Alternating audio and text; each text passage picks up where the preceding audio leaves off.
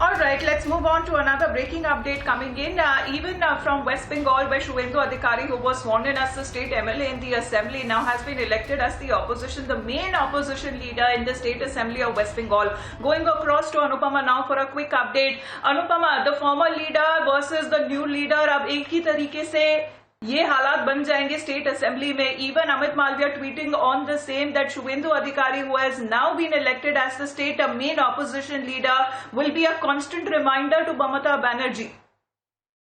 बिल्कुल. देखिए, हमने जितना सोचा था कि बंगाल की राजनीति जितनी ज्यादा इंटरेस्टिंग होगी, उससे ज्यादा जो है बंगाल विधानसभा इंटरेस्टिंग होने वाला है. क्योंकि आपको याद होगा कि नंदीग्राम से जब शुभेंदु अधिकारी ने जीत दर्ज की, उसके बाद लगातार अमित शाह, जेपी नड्डा के ऊपर इस बात के लिए दबाव बनाया जा रहा था कि आखिर विपक्ष का नेता कौन होगा, क्या कोई चेहरा है भारतीय जनता पार्टी के पास.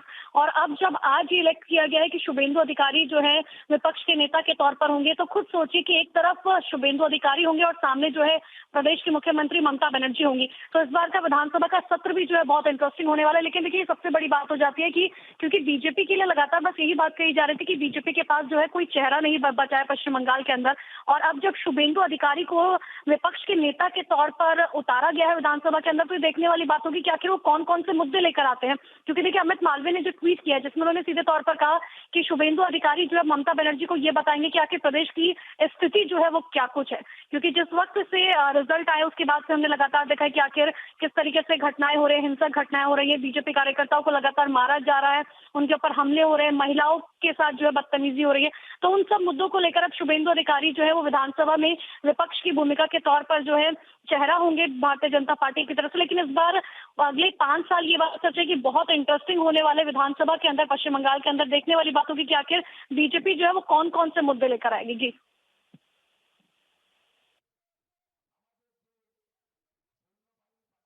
हाँ, इन्हीं मुद्दों के ऊपर बात करते हुए, because we also heard Mamata Banerjee saying that everything is peaceful in the state of West Bengal, there is no violence in the state. उसके ऊपर क्या करेगी बीजेपी?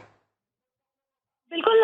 देखिए, ये सबसे इम्पोर्टेंट बात हो जाती है. क्योंकि आपको ये याद होगा कि जिस वक्त प्रदेश के मुख्यमंत्री के तौर पर ममता बनर्जी ने शपथ ली थी, उसके बाद जगदीप धनखड़ ने सीधे तौर पर उन्हें कहा था कि आपको जो है प्रदेश की कानून व्यवस्था बनाए रखनी होगी. जिस पर सीएम ममता बनर्जी ने कहा था कि बिल्कुल ये हमारी जिम्मेदारी है और अब कोई भी अगर इस तरीके की हरकत करेगा तो वो बख्शा नहीं जाएगा. लेकिन आप एक बार इतिहास उठाकर देखिए, और पिछले अगर सिर्फ आप एक हफ्ते की बात करेंगे तो वहां पर भी उठाकर देखिए, लगातार आए दिन ऐसा हो रहा है.